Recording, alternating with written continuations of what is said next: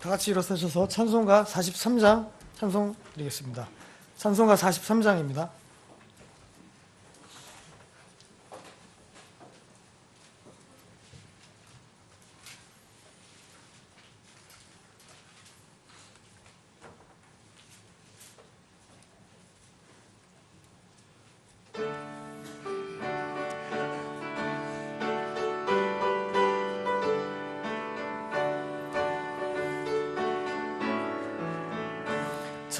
찬송으로 보답할 수 없는 그 사랑, 주님의 영광 할렐루야.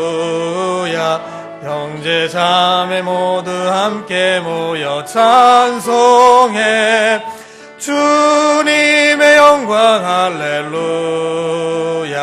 하나님의 자녀요 주께 찬송 부르며 밝고 거룩한 길로 기쁨으로 나아가 주의 보좌 앞으로 속히 들어가겠네. 주님의 영광 할렐루야. 우리 받은 그 큰 은혜 말할 수 없네. 주님의 영광 할렐루야. 기쁜 찬송 부르면서 천국 가겠네. 주님의 영광 할렐루야.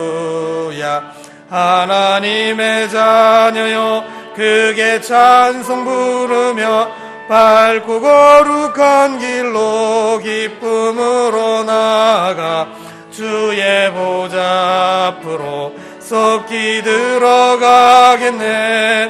주님의 영광 할렐루야. 잠시 후에 우리 모두 주를 보겠네. 주님의 영광 할렐루야. 영광스런 보좌 위에 거룩하신 주, 주님의 영광 할렐루야. 하나님의 자녀요 크게 찬송 부르며 밝고 거룩한 길로 기쁨으로 나아가 주의 보좌 앞으로 속히 들어가겠네. 주님의 영광 할렐루야. 한국 백성 천국에서 소리 높여서 주님의 영광 할렐루야. 영원토록 주의 공로 찬양하겠네. 주님의 영광 할렐루야. 하나님의 자녀요 크게 찬송 부르며 밝고 거룩한 길로 기쁨으로 나아가 주의 보좌 앞으로 속히 들어가겠네. 주님의 영광 할렐루야. 아멘. 하나님 아버지 감사드립니다. 우리에게 오늘도 복된 시간을 허락하여 주셔서 교회로 한자리에 모여서 경배와 찬양을 드리게 하여 주심을 감사드립니다. 우리를 죄악에서 건지시고 죄 용서하시고 하나님의 자녀가 되는 특권을 주심을 감사드립니다. 예수님의 보혈의 공로로 우리 모든 죄를 용서하시고 복음의 은혜를, 또 우리가 그러한 복음의 은혜를 기억하는 이 시간이 될 수 있도록 인도하여 주시옵소서. 또한 우리 삶 속에서 그런 복음을 증거하는 삶이 될 수 있도록 인도하여 주시옵소서. 또 우리 교회에게 허락하신 선교사역과 또 교육사역, 그리고 성도들을 섬기는 사역, 그리고 공적 성경 사역 등을 통해서 우리 교회를 더욱더 든든히 세워주시고 우리가 주님의 몸된 교회를 세우는 일에 우리의 또한 시간과 재능과 은사를 드리고 또한 그것이 우리에게 참된 복이 되는 그런 시간임을 기억할 수 있도록 인도하여 주시옵소서. 주님의 오심이 더욱더 가까워져 옴을 실감하는 이 마지막 때 가운데서 우리를 영적 싸움에서 승리하게 도와주시고 믿음을 지키며 강건하게 우리의 삶을 지켜가고 이기는 삶이 날마다 될 수 있도록 인도하여 주시옵소서. 또 우리 교회를 위해서 모임 장소와 또 공적 성경 사역을 위해서 계속 기도하고 있습니다. 주님께서 선한 방향으로 우리를 인도하여 주시고 응답하여 주시기를 기도드립니다. 오늘 예배와 말씀 선포 가운데 풍성한 은혜를 베풀어 주시길 구하고 감사드리며 예수님의 이름으로 기도드립니다. 아멘. 다시 앉아주시고 찬송가 424장 찬송 드린 후에 헌금 기도가 있겠습니다. 찬송가 424장입니다.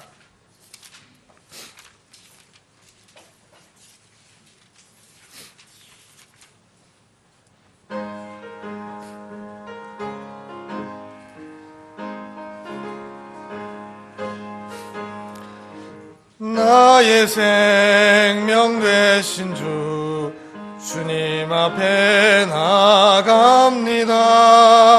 주의 흘린 보혈로 정케하사 받아주소서. 날마다 주를 찬송하겠네. 주의 사랑의 줄로 나를 굳게 잡아매소서. 괴로운 세상 지날 때 나를 인도하여 주소서. 주를 믿고 나가면 나의 길을 잃지 않겠네. 날마다 주를 찬송하겠네. 주의 사랑의 줄로 나를 굳게 잡아매소서. 세상 살아갈 때에 주를 더욱 사랑합니다. 밝고 빛난 천국에 나의 영혼 들어가겠네. 날마다 주를 찬송하겠네. 주의 사랑의 줄로 나를 굳게 잡아매소서. 아멘.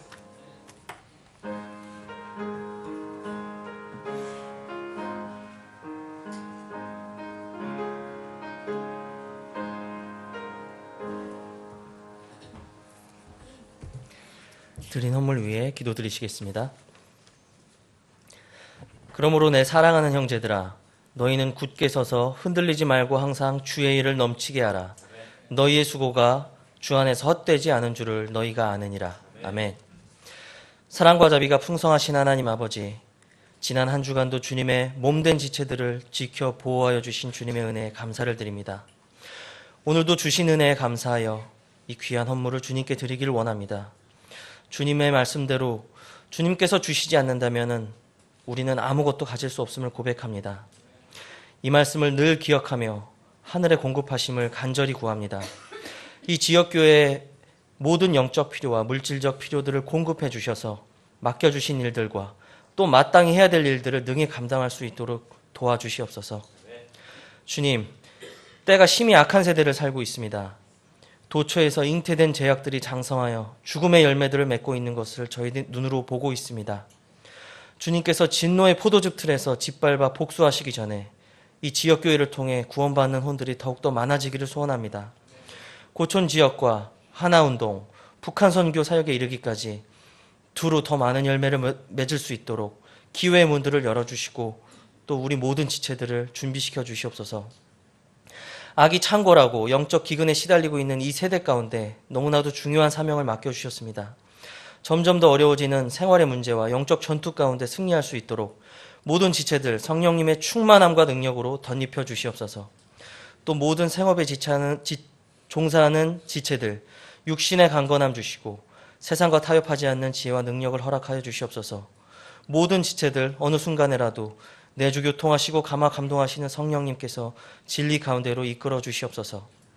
오늘 단위에서 전하는 설교자를 축복하여 주셔서 그 말씀이 양날선 어떠한 검보다도 예리한 능력의 말씀이 되어 우리 모든 지체들의 삶의 변화를 촉구하고 성령님의 열매를 맺는 능력의 말씀 되게 하여 주시옵소서. 감사드리며 예수님의 이름으로 기도드립니다. 아멘.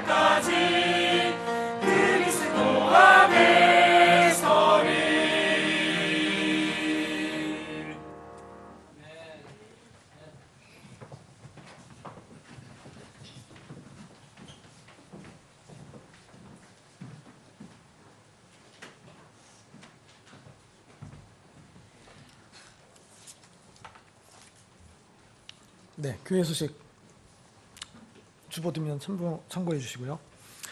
날씨가 올해 들어서 제일 춥다고 하네요, 오늘. 그래서 날씨가 쌀쌀한데 다행히 또 공기는 또 맑다고 합니다. 그래도 춥긴 하지만 또 이렇게 모여서 오늘 하루 우리가 드리는 경배와 찬양 속에 주님께 감사하는 그런 시간이 됐으면 좋겠습니다. 첫 번째로 우리가 앞으로 1년 동안 합심해서 기도할 제목 계속해서 강구드리고 있습니다. 모두 관심을 갖고 기도에 동참 부탁드리겠습니다. 교회 자가 건물 확보와 공적 성경 사역 출범 관련해서 계속 기도 부탁드리겠습니다.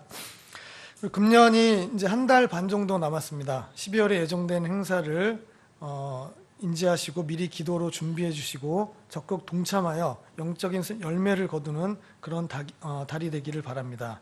그래서 예정된 행사는 12월 매 주일 5번째 주일 동안 금년도 하나하나 운동 결산 전도 초청 집회로 모이고요. 본교회 창립 19주년 기념 성경 사경회 12월 7일, 8일 목요일, 금요일 강사 토마스 스트라우스 박사님이 강사로 성경 사경회를 인도해 주시겠습니다. 그리고 12월 10일은 주일 교회 창립 감사 예배 오전에 드리고요. 오후 예배는 제3회 서울 침례신학교 졸업식이 있습니다. 12월 25일 전도대상자 초청 찬양대 찬양 발표 및 성도 교제의 날이 있고 12월 31일 주일 2017년 교회 회중총회가 있고 송구 영신 예배가 있습니다. 자, 행사 내용 미리 그 주보에 잘 참조해 주시고요. 11월 둘째 주 성경 암송 구절 다 같이 봉독하시겠습니다. 이것은 신실한 말이요 온전히 받아들이기에 합당한 말이니 곧 그리스도 예수님께서 죄인들을 구원하시려고 세상에 오셨다는 말이로다. 죄인들 중에 내가 우두머리니라. 디모데전서 1장 15절 말씀. 아멘.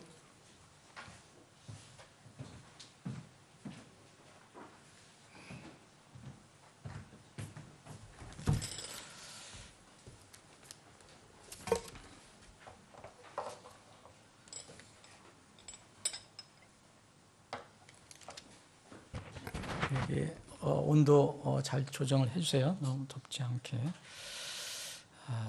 지금 광고 드린 것처럼 이게 조금 이런 광고를 들으니까 좀 바쁜 마음이 생겨요. 근데 연말을 잘 이렇게 마무리하면 좋겠습니다. 마무리라는 것은 혼을 건져내는 일이거든요. 진리를 잘 전하고 일에 여러분들과 제가 잘 쓰임 받았으면 좋겠습니다. 다 같이 일어나셔서 인사하는 시간 갖겠습니다. 구원받은 형제자매들이 그리스도 안에서 서로 사랑하는 잠깐의 이렇게 인사를 나누는 시간 544장 잠시 세상에 내가 살면서 1절 들으신 뒤에 인사를 나누겠습니다.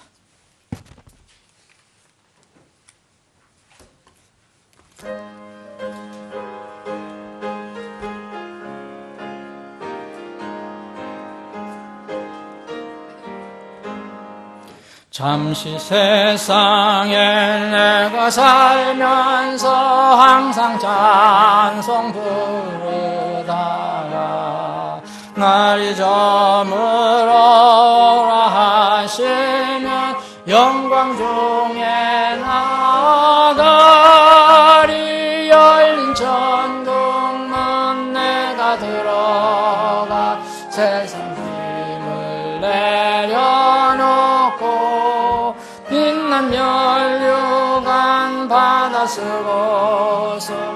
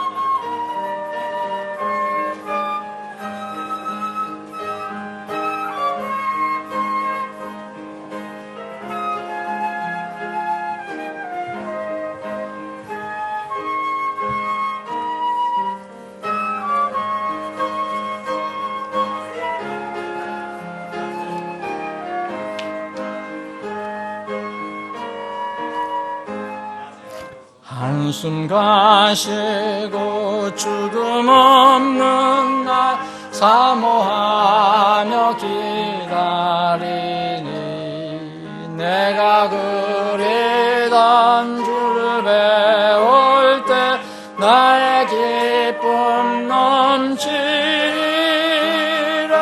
열린 천국문 내가 들어가 세상 짐을 내려놓고 빛난 멸류관 받아 쓰고서 주와 함께 다스리리. 아멘. 우리에게 건강 주셔서 이렇게 예배 드릴 때 빠지지 않고 참석해서 예배 드리는 것도 복입니다. 그런데 이렇게 아파서 또 때로는 여러 가지 일로 인해서 참석 못 하시는 분들이 있는데 지금 계속 참석 못 하시는 분들 여러분 관심 가지시고 전화를 해 주셔서 이렇게 아니면 기도해 주셔서 격려도 필요합니다.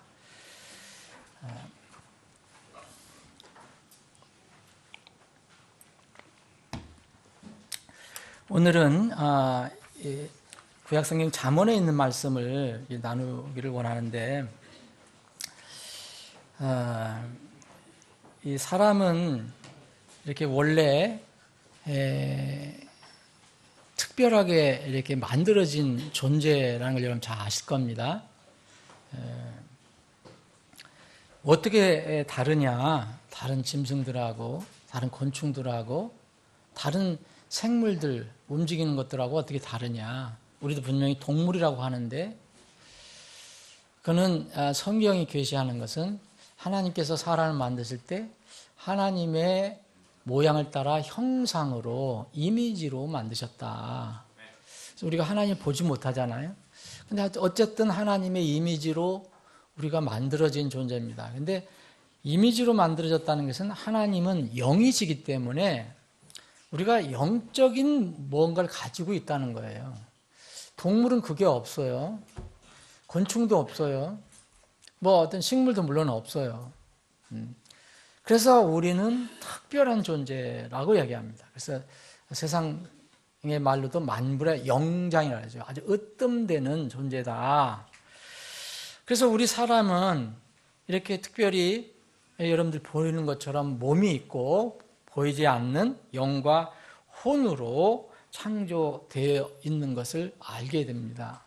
그러면은 이렇게 창조된 피조물이기 때문에 창조하신 하나님의 이런 지침서가 필요하죠.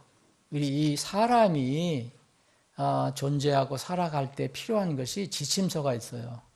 우리가 뭘 이렇게 만들면 여러분들이 그 무슨 물건을 사면 거기에 반드시 안내서가 있고 지침서가 있는 것처럼 그 만든 사람이 이걸 가장 잘 이렇게 쓸 때 필요한 것이 이거다라고 이야기를 할 수 있는 것입니다. 그 지침서가 이렇게 삶의 필수인데 하나님의 지침서는 뭐냐? 여러분, 성경이죠. 성경입니다. 그래서 이 성경은 여러분들이 가지고 계신 성경은 이제 실제적인 생활에서 우리가 살아가는데 사람이 필요한 그런 어떤 지혜를 주십니다. 여기 분명히 지침이 있어요. 이건 물리적으로 우리가 실제적으로 삶 속에서 나아갈 때 필요한 지혜가 분명히 성경에 있어요. 그래서 하나님은 지식의 근본이에요. 하나님 아는 것이. 그리고 지식의 또 근본이고 지혜의 근본입니다. 출발점인데 동시에 우리는 영적인 존재이기 때문에 우리가 보이지 않는 어떤 영혼의 부분의 길과 방향도 동시에 제시를 해주세요. 성경이. 그래서 성경은 우리가 육체로 살아가는 동안 날마다의 삶에 필요한 지혜를 우리에게 정해 주셨기 때문에 그 길을 따라가게 되면 우리는 이른바 복을 받게 되는 거죠. 그 길을 따라가게 되면 복을 받게 되어 있어요.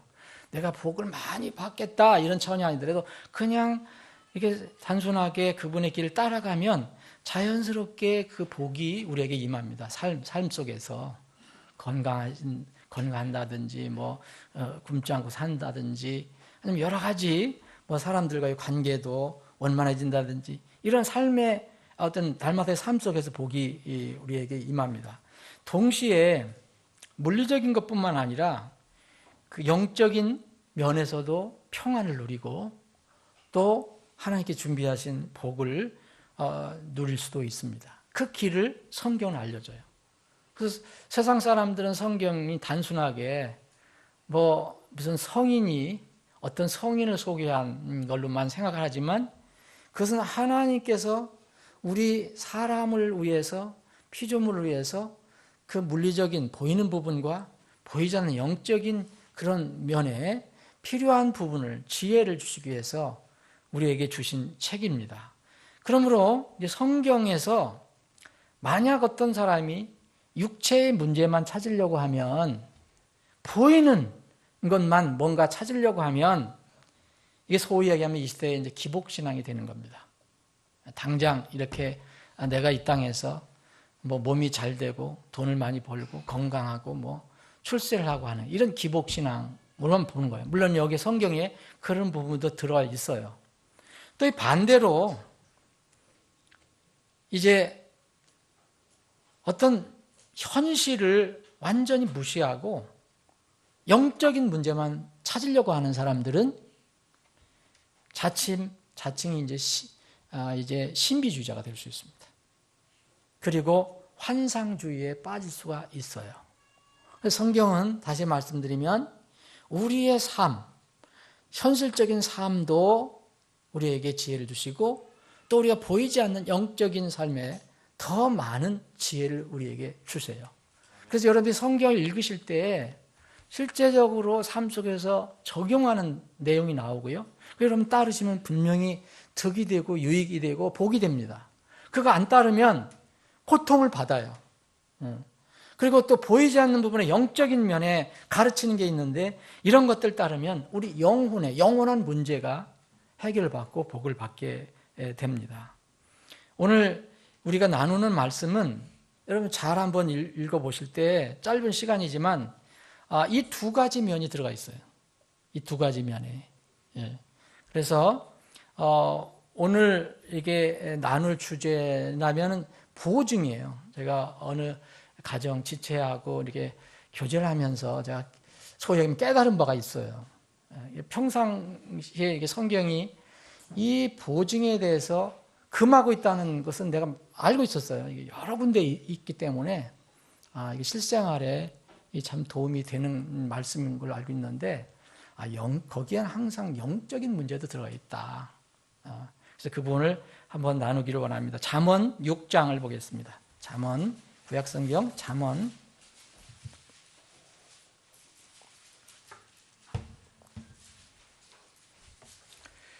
6장 1절부터 5절까지입니다. 길지 않으니까 여러분들과 제가 여러분들이 가지고 계신 성경으로 그냥 천천히 읽어보겠습니다. 자, 시작합니다.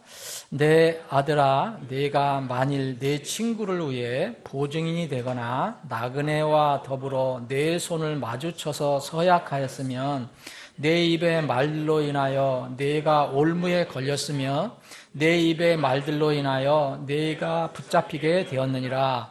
내 아들아, 내가 내 친구의 손에 빠졌은즉 이제 이같이 하여 내 자신을 건지라. 가서 겸손히 행하며 내 친구로 하여금 확신을 갖게 하라. 내 눈이 잠들지 말게 하며 내 눈꺼풀이 졸지 말게 하고 노루가 사냥꾼의 손에서 벗어난 것 같이 새가 새 사냥꾼의 손에서 벗어나는 것 같이 내 자신을 건질지어다. 아멘. 아버지 하나님, 오늘도 말씀을 주심을 감사합니다. 복된 주일 허락해 주셔서 저희들이 마음껏 목소리 높여서 주님 찬양하고 경배할 수 있게 해 주시니 감사합니다. 지금 이 시간에도 또 이렇게 자유롭게 예배를 드리지 못하는 그런 우리의 믿음의 형제 자매들이 있습니다. 주님, 우리에게 이렇게 주신 자유를 선하게 활용해서 더 하나님께 영광 돌리는 삶을 살게 해 주옵소서. 오늘 이 주신 말씀을 깊이 묵상하기를 원합니다. 이 말씀에서 주님께서 우리에게 가르쳐 주시는 영적인 지혜와 삶 속에서 나오는 실질적인 지혜를 저희들이 힘있게 해 주시옵소서. 거룩하신 예수님의 이름으로 기도합나이다. 아멘. 지금 이게 성경의 여러 군데에서 이제 이런 비슷한 그 말씀을 기록해서 우리가 읽게 하시는데, 오늘 우리가 읽은 이 잠언 6장 1절로부터 5절 말씀은 주제가 인간사회에서 흔히 일어나고 있는 보증입니다. 보증. 다른 말로 하면 담보라고 되어 있어요. 담보를 잡고 담보를 주고 하는 이런 것들. 영어는 surety라고 하는데 이게 보증도 될 수 있고요. 담보물도 될 수 있어요. 담보도 될 수 있고 그 물도 될 수 있고 담보 대상도 될 수 있고. 어쨌든 이런 보증이라는 주제를 가지고 성경은 지금 우리에게 지혜를 알려주고 있어요. 여기에는 지금 앞에 부분 읽어보셨으면 실질적인 가르침이라는 걸 알 수가 있어요. 이건 실제적으로 일어날 수 있는 가르침이에요. 그런데 여러분 이 단락에서 결론이라고 할 수 있는 4절, 5절 보면 꼭 이것이 물리적인 그런 가르침만은 아니라는 것을 여러분들이 아실 겁니다. 이런 비슷한 말씀은 이제 다른 곳에서도 이제 나옵니다. 자, 여기서 5절에서 노루가 사냥꾼의 손에서, 새가 사냥꾼의 손에서 벗어나는 것 같이 내 자신을 건질지어다, 이렇게 명령을 하고 있거든요.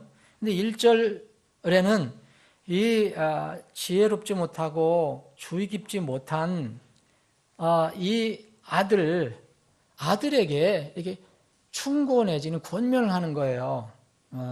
내 아들아, 내가 혹시 이렇게 보증을 섰으면, 그런 얘기예요.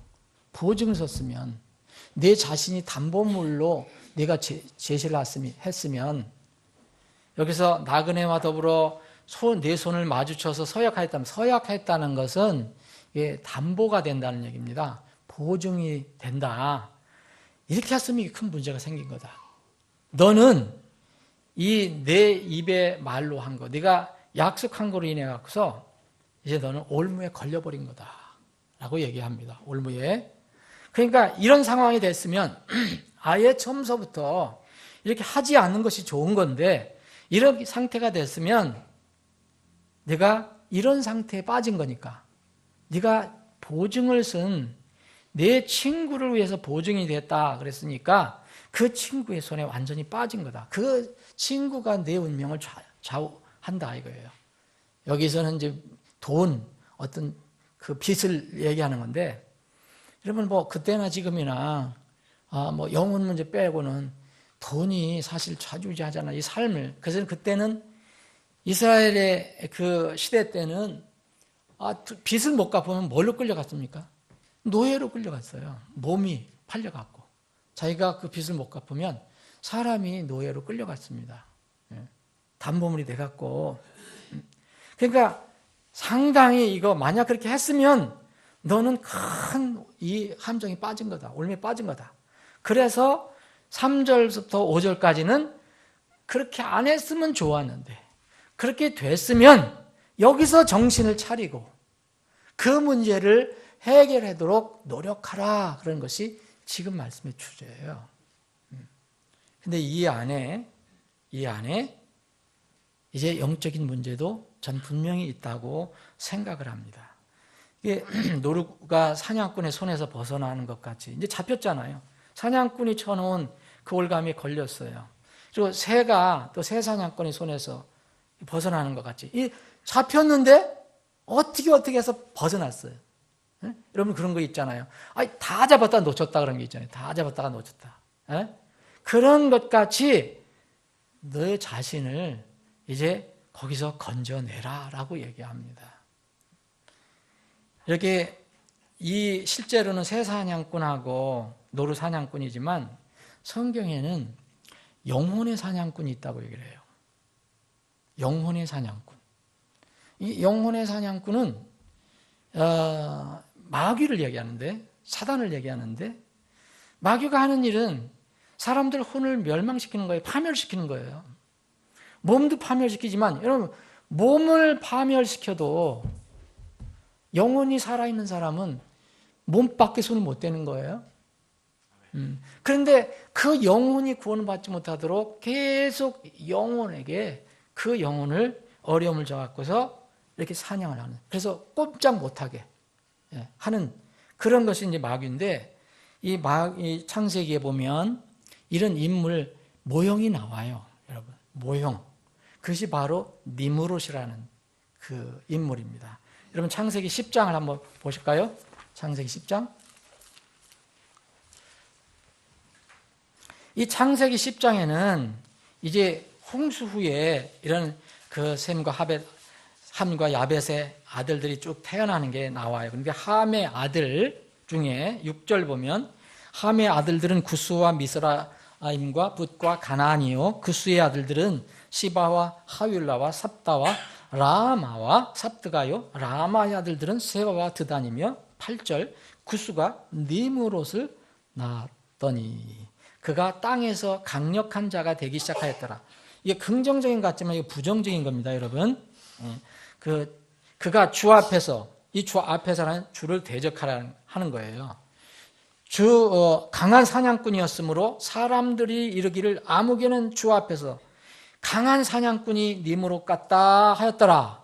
그래서 자 보면은 이제 10절에 보면 그의 왕국의 시작이, 이 니므롯의 왕국이라고 얘기해요. 니므롯의 왕국.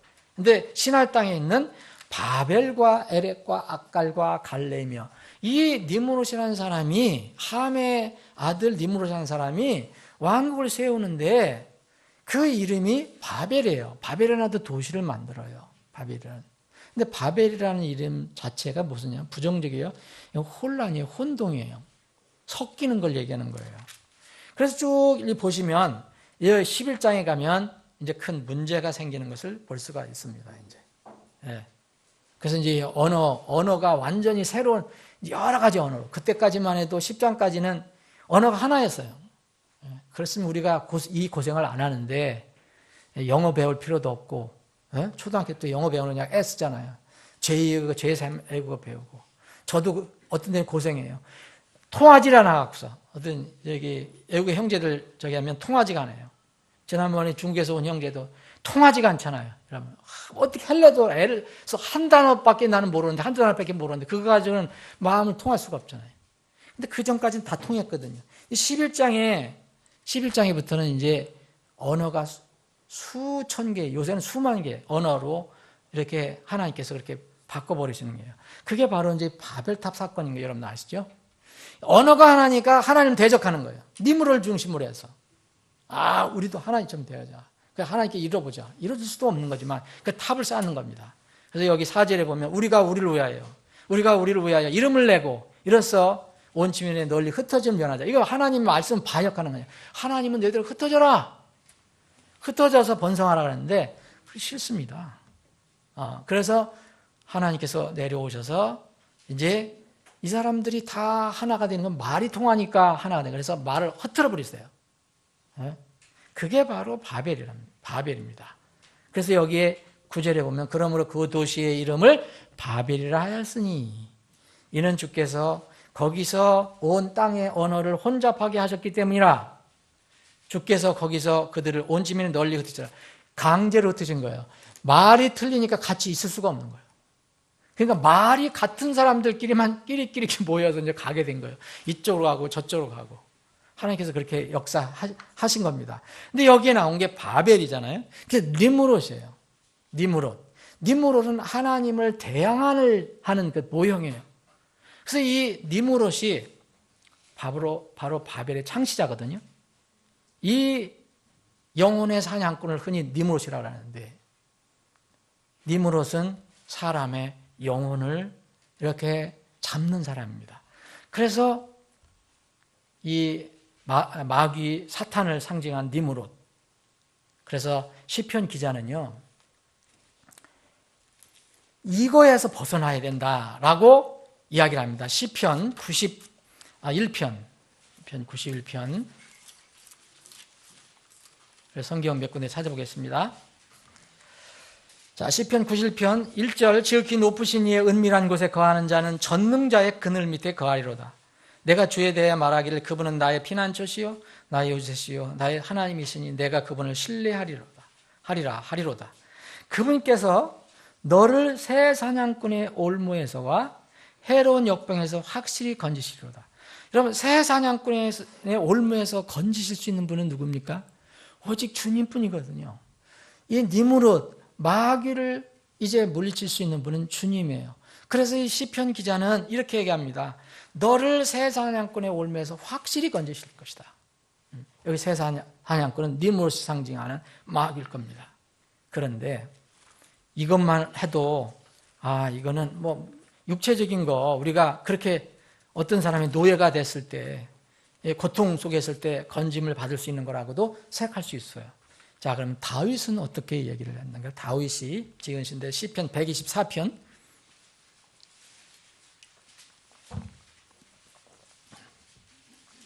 다윗이 지은 시입니다. 이스라엘은 이제 말하길 주께서 우리 편에 계시지 아니하였더라면 우리가 어찌하였으랴. 사람들이 일어나 우리를 치려하였을 때에 주께서 우리 편에 계시지 아니하였더라면 그때 그들의 진노가 우리를 향해 타올라 그들이 우리를 산채로 삼켰을 것이며 그때 물들이 우리를 뒤엎고 시내가 우리의 혼을 덮었을 것이며 그때 그 도도한 물들이 우리의 혼을 덮쳤으리라 할지어다. 이 다윗은요 굉장히 고생을 많이 했어요. 특히 말년에 쫓겨다니를 많이 했죠.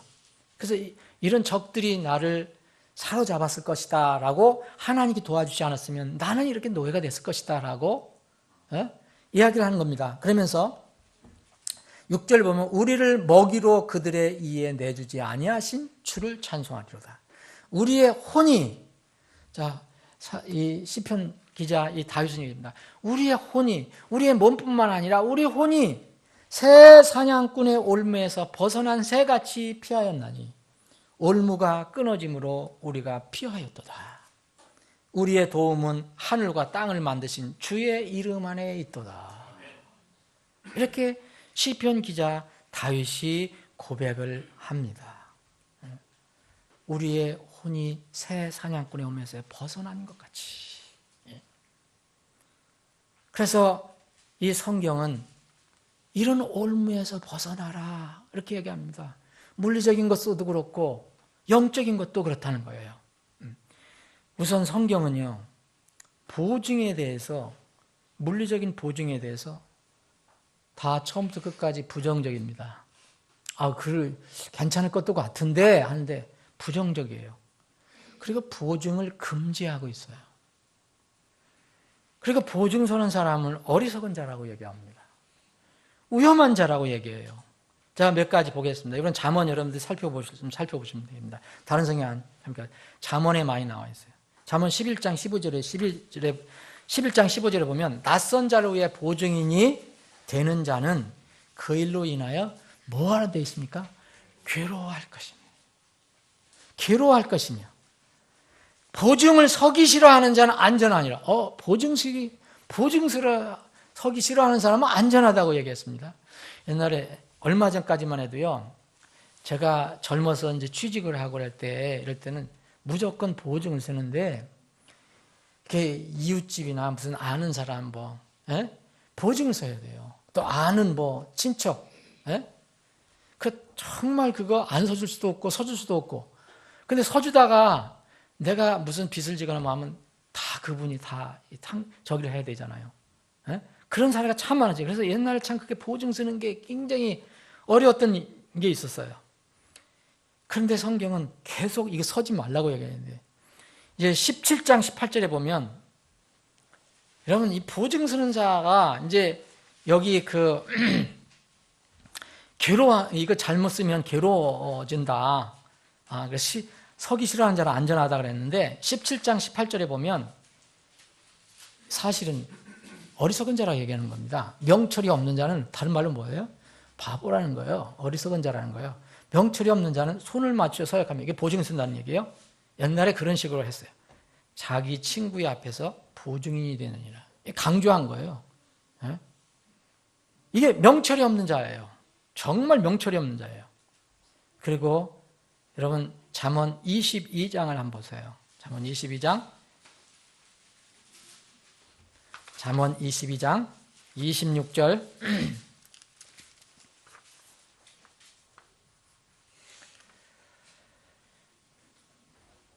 26절 너는 손을 마주쳐 서역하는 자나 빚 보증이 되는 자들 가운데 하나와 같이 되지 말라. 만일 네게 갚을 것이 없으면 어찌하여 그가 내 잠자리를 내 밑에서 빼앗아 가겠느냐.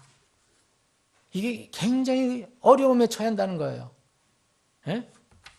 정말 그렇게 되지 마라라고 반복적으로 성경은 이야기를 하고 있습니다. 이제 또 하나를 보겠습니다. 만약 보증에 관해서 어떤 이거는 이제 6장에 있는 거와 어쩌면 반대의 상황이에요. 우리가 오늘 읽는 6장에 있는 거는 보증을 서지 마라. 근데 네가 섰으면 그 보증에서 빨리 풀려나도록 애를 써라. 그런 얘기고요. 예, 잠언 20장을 한번 보겠습니다. 잠언 20장.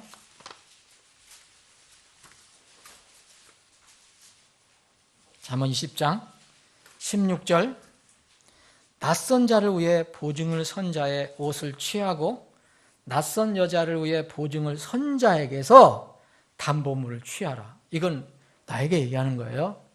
보증 쓴 사람은 제3자예요.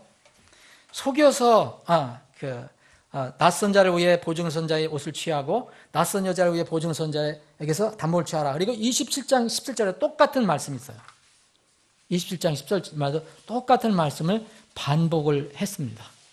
자, 이 부분은 뭐냐면 이 부분은 보증에 관해서 실제적인 경제적인 어떤 일이 일어날 수 있는데 내가 그 경제적인 위험을 방지하기 위해서 이런 지혜가 필요하다라고 제시를 한 겁니다. 자, 낯선 자를 위해서 보증을 선자. 그러면 뭐냐면 이게 뭐냐면 나는 보증을 이렇게 중간에 서는 사람이에요. 낯선 자가 있잖아요. 어떤 사람이 돈을 빌리려는 사람이 있어요. 돈을 빌리려는 사람이 있어요. 그리고 나는 돈을 빌려주는 사람이에요. 이 사람한테. 근데 내가 이 사람한테 그냥 줄 리가 없잖아요. 낯선 자인데. 그러니까 이 낯선 자가 이 제3자에게 나를 보증을 서달라고 얘기하는 거예요. 나한테. 제3자의 관계예요. 그래서 여기서 채권자, 채무자, 보증인 3자 관계가 생기는 거죠. 나는 보증이 서주는 게 아니라 보증이 대상이 되는 거고 이 사람은 채무자가 되는 거고 이 사람은 나는 채권자가 되는데 이 사람은 보증이 되는 거예요. 보증인. 근데 어떤 사람이 나한테 저 사람 이 돈을 빌려달라면 내가 보증 서겠어요. 돈 빌려주세요. 그럴 때 얘기하는 거예요. 그럴 때 너는 낯선 자를 위해 보증 선자 그러면 그 사람의 옷을 취하라 그런 거예요. 내가 저 사람을 위해서 보증 서겠습니다. 그러면 그래? 그럼 넌 담보물 내놔 이거예요. 옷을 취하고 또 낯선 여자를 위해서 보증을 선 자에게 담보물 취하라. 같은 얘기예요. 낯선 여자나 낯선 남자나. 자, 이것은 내가 경제적으로 위험에 빠지지 않도록 이렇게 하라는 거고 6장에 있는 것은 반대. 내가 쓰지 말았는데 보증을 서줬어요. 그러니까 이쪽 사람이 된 거죠, 내가. 어떤 사람에게 보증을 서준 거예요. 그때는 여기 20장에서는 내가 거기서는 이제 보증 대상이 되는 거고요. 그래서 이 두 가지 경우를 다 얘기하는데 다 뭐냐면 다 하지 말라는 거거든요. 만약 나도 보증 대상이 되면 내가 보증을 서주는 그 대상이 되는 사람이라면 그 사람이 가지고 있는 것을 반드시 잡고서 돈을 꿔주라는 거예요. 그렇게 해야 내가 경제적으로 어려워지지 않는다. 예수님 여러분, 이 오늘 본문 말씀은요, 경제 상황에 어떤 행위에서 빚을 지고 어려워지는 경우 두 가지를 얘기하고 있어요. 여기 앞에는 잠언 6장에서 보면 앞에는 그런 무모하고 경솔한 행동을 통해서 내가 가난해지는 경우요. 그리고 6절서부터 이 11절까지는 이 같은 경제적인 문제인데 이건 내가 아예 아주 게을러서 가난한 거예요. 그래서 모든 사람들에 보면 모든 사람을 이렇게 보면요. 하나님께서 다 주시는데 차이는 있겠지만 이 두 가지가 그 사람의 삶의 어떤 물질의 문제에 두 가지가 많이 연결이 된다는 거예요. 첫 번째는 경솔한 행동을 해서 내가 물리적으로 어려움을 겪는다는 거예요. 두 번째는 열심히 안 하는 거예요. 게으른 사람. 게으른 사람. 게으른 사람들 많잖아요, 여러분. 이런 사람들은 경제적으로 어려움이 있을 수 있다. 그것을 실제적으로 우리 삶 속에서 이런 일들을 이렇게 지혜를 얻어라라고 얘기한 거예요. 이건 정말 삶 속에서 필요한 지혜입니다. 지혜. 예? 저는 보증에 대해서 이렇게 이 설교를 오늘 하는데 저는 개인적으로 아픈 개인사가 있어요. 왜냐면은 제가 어렸을 때 클 때 우리 집이 그래도 시골에서 그래도 처음에는 괜찮게 뭐 그냥 사는 집이었다고 들었는데 우리 아버님이 부친께서 무슨 그 동네의 어떤 그 마을에 지도자 역할을 했기 때문에 논밭 있었고 집도 동그란 게 있었고 그런데 제가 클 때 가난의 아픔을 겪었어요. 옛날엔 다 뭐 시골에서 되게 가난했지만 더 가난의 아픔을 겪었던 게 뭐냐면 우리 어머니가 늘 그걸로 고통을 받았는데 이유는 그거였어요. 우리 아버지 굉장히 열심히 일을 하셨던 분이거든요. 예? 그런데 한순간에 날려버리시는 그런 스타일이었어요. 그게 뭐야? 그 중에 하나가 빚보증이었어요. 그래서 그때 그 말 이제 제가 우리 어머니한테 그랬는데 야, 네 아버지 저기 보증을 안 받은 사람 이 동네에서 아무도 없어. 이 근거에 아무도 없어. 예. 그러니까 우리 아버님이 그런 일을 하셨기 때문에 리장을 하셨기 때문에 뭐 정부에서 나오는 거 뭐에서 나오는 건 다 이게 보증을 썼는데 그걸 나중에 다 물어주게 된 거예요.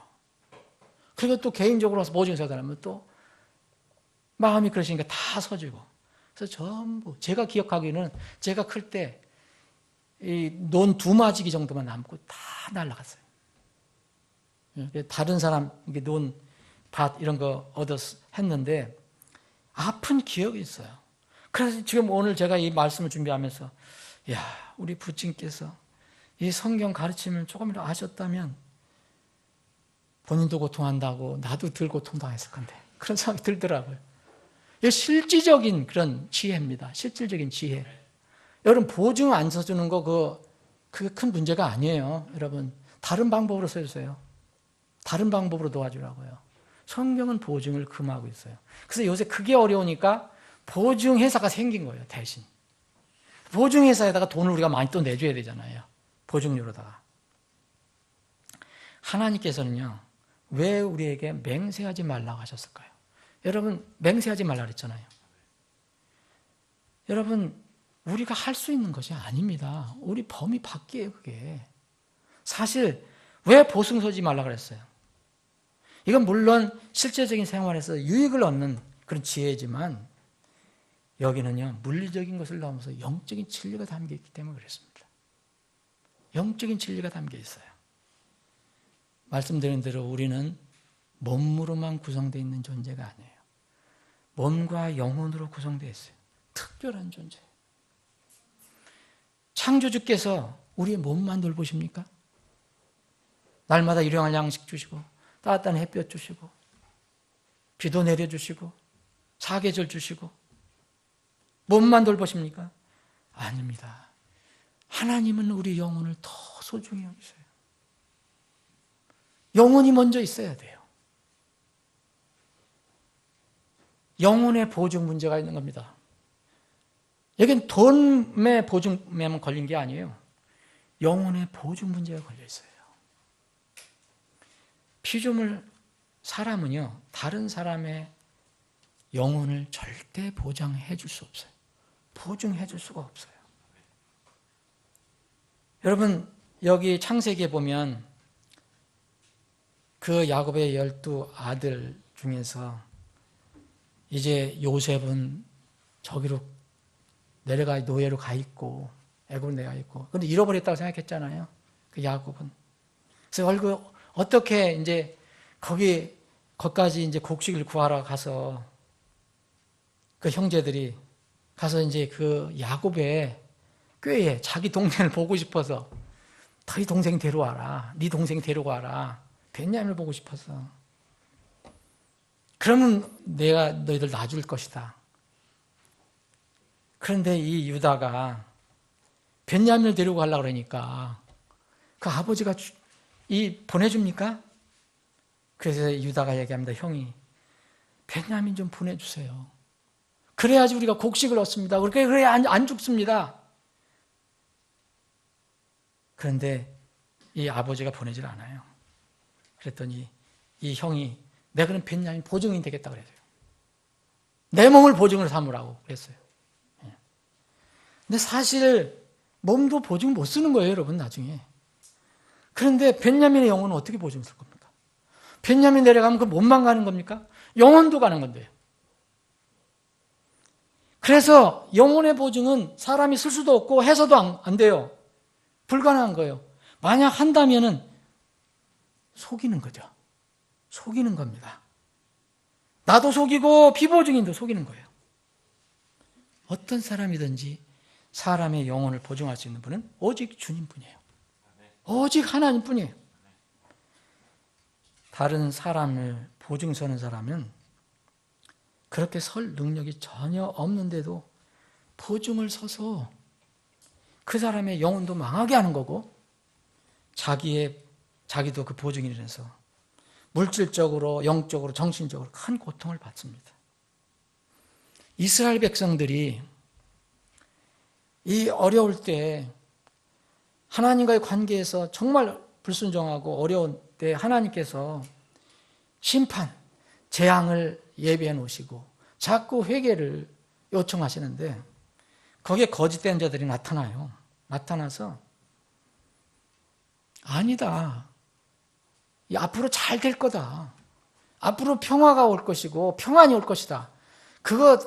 저기 대언자가 얘기하는 저 나쁜 대언자가 자기들이 얘기하는 하나님 보내신 대언자 예레미야나 에스겔이나 이런 대언자가 얘기하는 거는 그거는 잘못된 거다. 이렇게 얘기해요. 거꾸로 얘기해요. 거짓 대언자들이. 그래서 여기 예레미야를 보면 예레미야 14장을 보면 거짓 대언자들의 대언을 그걸 믿고 받아들인 백성들이 고통을 겪었다라고 나옵니다.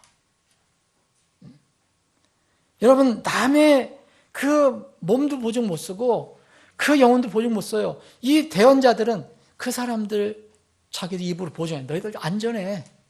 내가 보장할 수 있어. 그렇게 얘기하지만 절대 그렇게 할 수가 없거든요. 여러분 영혼을 보장 못한다는 것은 보증 못 쓴다는 것은 이런 얘기입니다. 영혼은 죄 문제가 연루가 되어 있는데 내가 다른 사람의 죄를 해결해 줄 수 있겠냐 이거예요.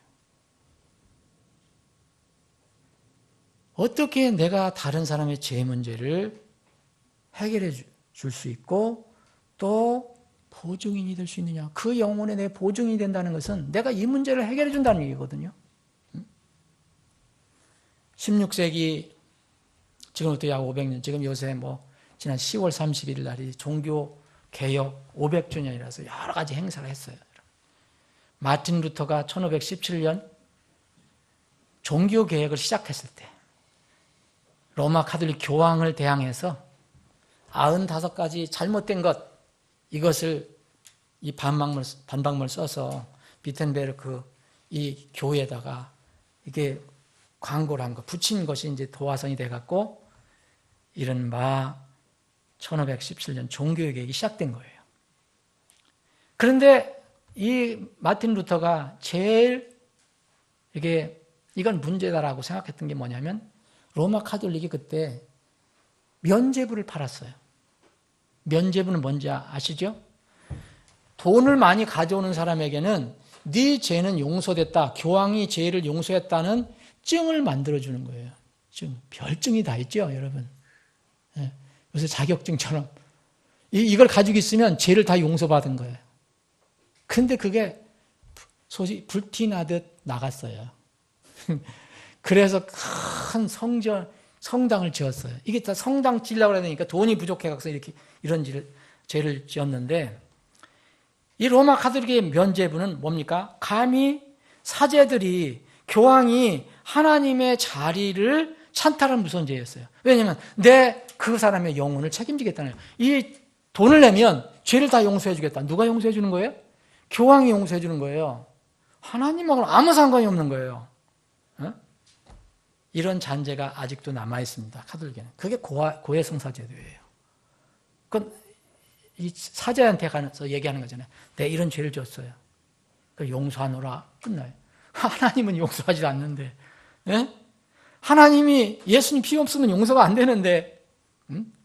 그래서 이것은 완전히 비성경적이고 반성경적입니다. 어떻게 내 영혼의 문제가 달려있는 죄 문제를 사람이 사자에게 고한다고 인간인 신부가 용서해 줄 수 있습니까? 그게 가능합니까? 사람과 사람 사이에 어떤 불이 잘못된 거 있잖아요. 죄 문제. 그거는 70번씩 7번이라도 용서해 주라고 했어요. 관계 회복을 위해서.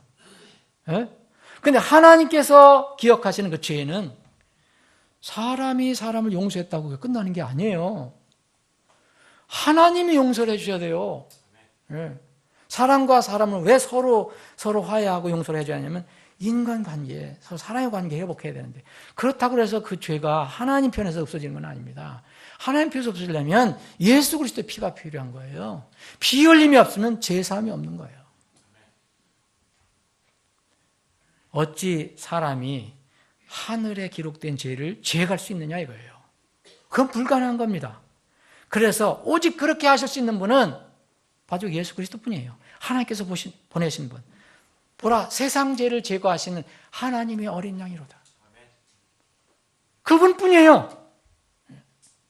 누가복음 7장에 보면 옥합에 담긴 향유를, 그 비싼 고귀한 향유를 깨트려서 눈물로 예수님의 그 발을 씻긴 한 죄인인 여자가 나와요. 예수님께서 말씀하셨다.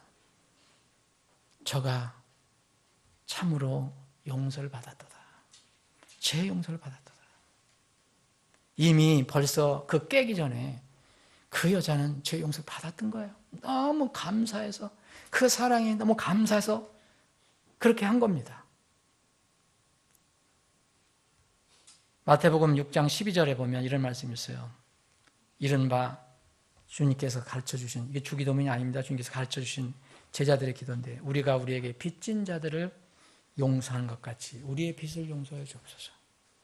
여러분, 우리가 서로 빚 용서했는데 우리의 빚을 하나님께 용서해 주시면 그건 그냥 남는 거예요. 하나님께. 그래서 그렇게 기도하라 했어요. 여러분, 내가 나를 증언하는 것은 더 위험해요. 다른 사람이 나를 증언해 주는 것도 아무 의미가 없지만, 죄 문제에서는, 영혼 문제에서는 나를 이렇게 좋은 사람이라고 간증을 해줄 수는 있죠. 근데 내 영혼은 증언해 줄 수가 없어요. 내가 나 스스로를 증언하는 건 더 위험합니다. 하나님이신 예수님 이외에는 아무도 자신을 증언할 수 없다고 그랬어요. 요한복음 8장에 보면 하나님께서 나를 증언해 주셔야 돼요. 그래서 주님의 증언이 필요한 겁니다. 그게 누구겠습니까? 예수 그리스도입니다. 유일하신 구원자, 예수, 하나님께서 보내주신 예수 그리스도입니다. 요한일서 2장 1절로 이들이 보면, 나의 어린 자녀들아, 내가 이것들을 너희에게 쓰려는 것은 너희가 죄를 짓지 아니하게 하려 함이라. 만일 누가 죄를 지어도 우리에게 아버지와 함께 계신 변호자가 계시니 곧 의로우신 분 예수 그리스도시니라. 그분은 우리의 죄들로 인한 화해의 헌물이시니 우리의 죄들뿐 아니요 온 세상의 죄들로 인한 화해의 헌물이시니라. 이분이 하나님 앞에서 변호할 수 있어요. 이분이 증언을 쓸 수 있어요. 이거 외에는 다 쓸모가 없는 겁니다. 허무한 겁니다. 그래서 영혼의 문제에서, 죄 문제에서 자기 자신을 믿는 것이 가장 어리석은 거예요, 여러분. 가장 위험한 일입니다. 자기 자신을 믿고 준비 안 하는 거. 또 혹시 믿는다 하면서 자기 선한 행위나 공적으로 나중에 하나님께 가려고 하는 거. 이거 전부 자기 자신을 증언하는 거잖아요. 이거는 굉장히 위험한 거예요. 어리석은 거고. 그런 거 하는 것은요, 표를 얻기 위해서 정치인들 맨날 달콤한 이야기를만 하는 거. 오늘 했다가 또 내일 바꾸고, 내일 했다가 또 모레 바꾸고 하는. 이런 정치인들은 표를 얻기 위해서 자기를 증언하죠. 나는 이런 사람입니다. 나는 이랬습니다. 아닙니다. 그 제가 한 일 아닙니다. 이렇게 할 수 있어요. 그런데 하나님께서는, 하나님 앞에서는 불가능합니다. 사랑하는 여러분, 영혼의 보증이 바로 뭐겠습니까, 여러분? 영혼의 보증, 우리는 절대 해줄 수 없어요, 다른 사람. 그러면 우리가 영혼의 보증에 관해서 관심을 가져야 되는데, 이 보증이 바로 진리입니다. 복음입니다. 하나님께서 증언해 주시는 거예요. 그래서 하나님의 증언을 받도록 우리가 노력하는 것이 복음을 전도하는 겁니다. 히브리서 11장을 한번 보겠습니다.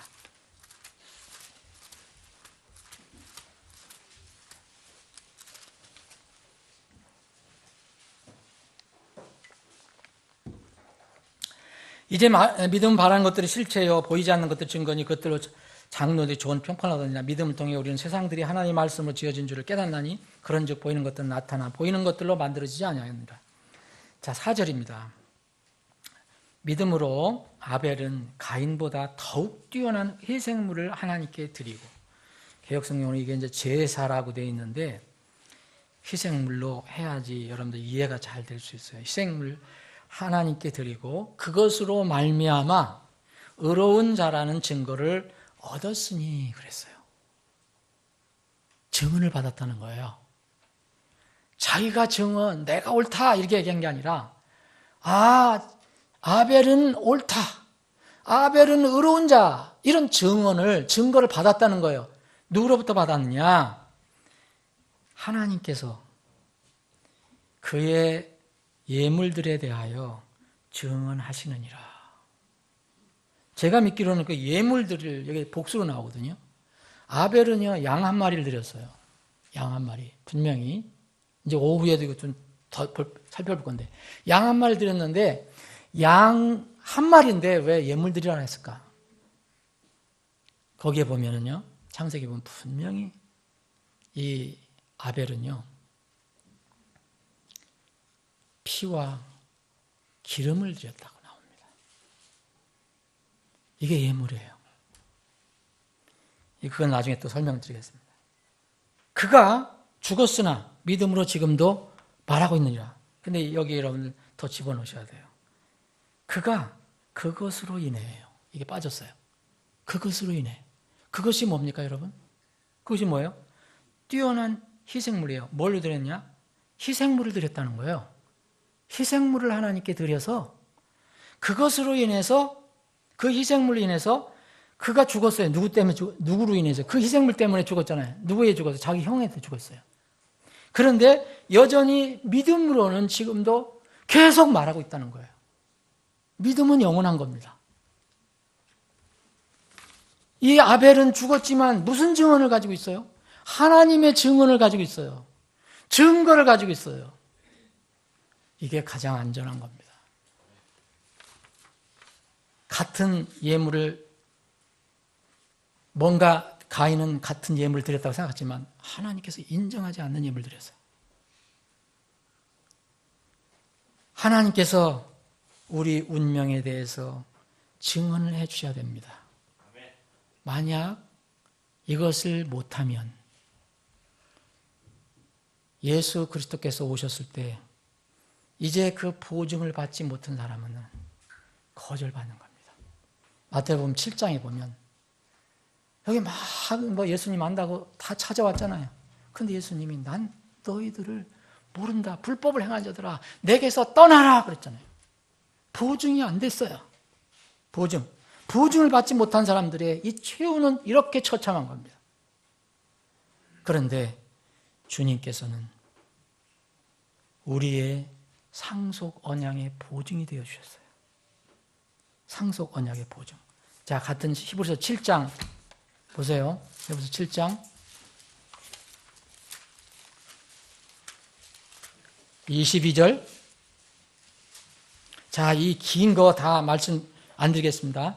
멜기세덱의 혈통에 따라서 오신 영원하신 제사장. 인간 제사장들은 그 아론의 계통에 따라서 와서 결국 죽고 또 그 아들이 또 하고 또 아들이, 그 영원하지 않다. 그런데 영원한 멜기세덱, 그 족보도 없고 시작도 없고 끝도 없는 영원한 그 멜기세덱의 그 계통을 통해서 온 예수님, 상징적으로 말씀합니다. 이 예수님이 바로 우리의 영원한 제사장이다. 우리의 영혼을 위한 영원한 제사장이 됐다.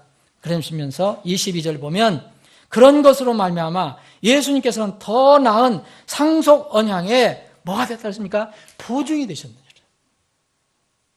이 예수님을 진정으로 믿고 받아들이는 사람들은 이 영원한 상속 언약의 보증을 가지고 있는 거예요. 그분 자체가 보증이 되는 겁니다.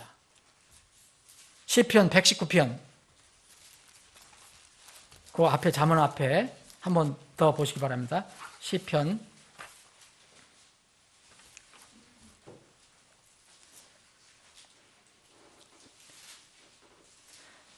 여러분, 이게 복이에요. 예수님의 보증을 받은 거, 하나님의 보증을 받은 거, 아벨이 그런 보증을 받은 거. 뭘로다? 희생물로. 그 희생물은 누굴 얘기합니까? 거기 아벨이 그 드린 것은 양이었잖아요. 그걸 누굴 상징하는 겁니까? 예수님. 시편 119편 122절.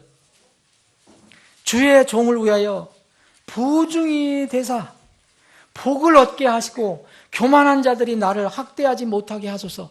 이걸 간절히 이렇게 기도했어요. 그런데 히브리서에서 뭐라 했어요? 이분이 우리의 보증이 되셨느니라. 이 소망이, 이 기도가 신약에서 이루어졌어요. 예수님이 우리의 보증으로 오셨어요. 사랑하는 여러분, 자, 그러면은 우리가 생각해 볼 게 있어요. 다른 사람의 문제, 그게 경제 생활이든 뭐 빚 문제든 돈 문제든 또 영혼 문제이든 또 죄 문제이든 내 힘으로 보증해 줄 수 없다. 그렇게 하는 것은 위험하다. 그거는 상대방도 망하게 하고 나도 망할 수가 있다. 그 문제는 주님께 인도하라. 인도해서 주님의 보증을 받아내게 하라 이거예요. 하나님 아버지로부터 멜기세덱의 영원한 계통을 따라서 영원한 제사장으로 오신 그분은 바로 아버지로부터 보증을 받았어요. 여러분 7장 읽어보세요.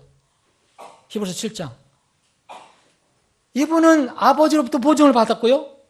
이 아버지의 그 맹세를 힘입어서 우리의 상속의 언약의 보증이 되어주셨어요. 아까 22절 읽은 것처럼.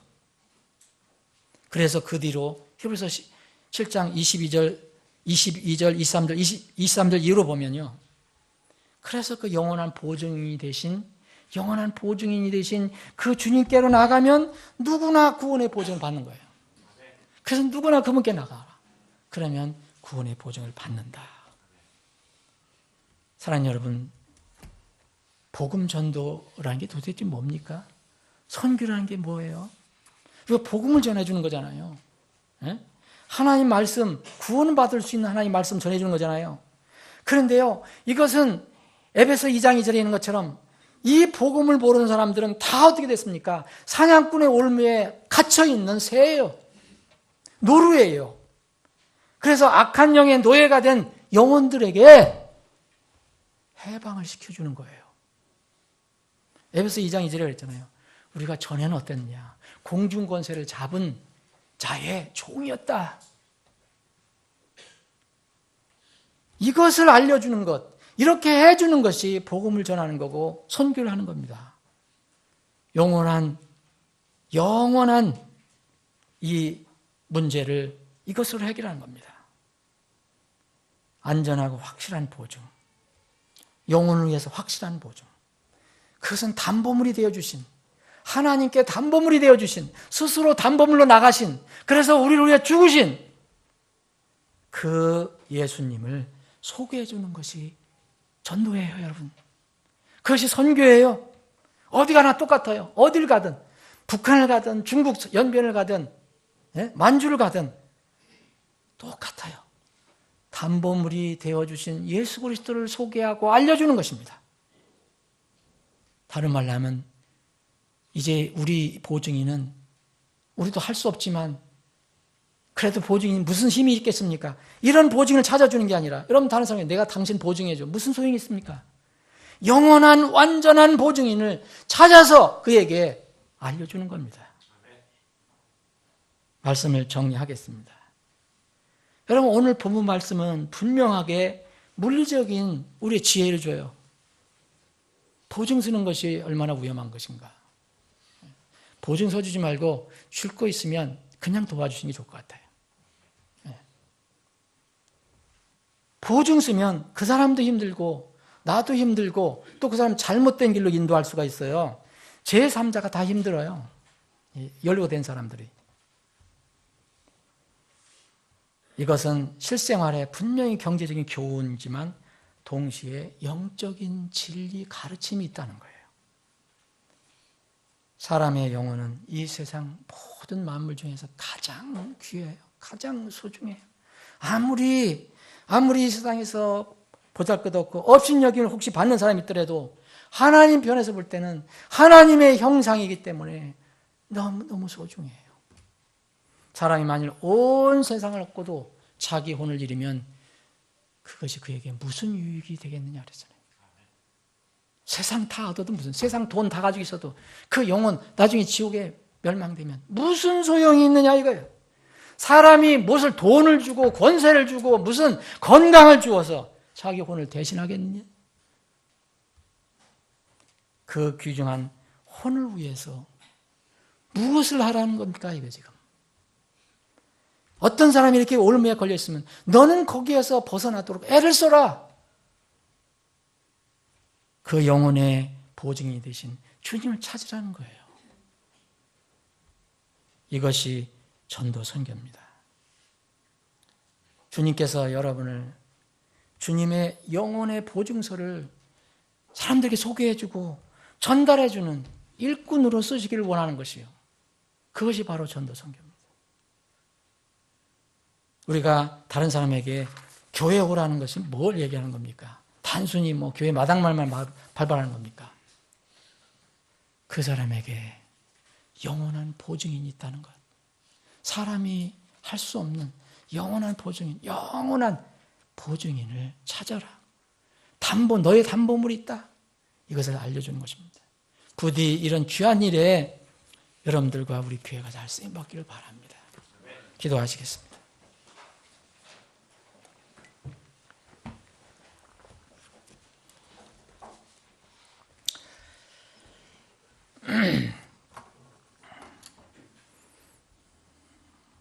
아버지 하나님,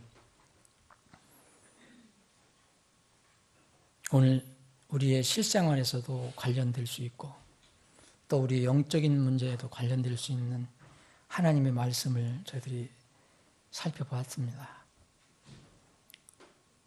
우둔한 인간의 입에서 나온 것이지만은 그것이 사람의 창작물이 아니고 하나님께서 주신 말씀을 그대로 전한 대언의 말씀이라면 이 말씀은 생명 그 자체입니다.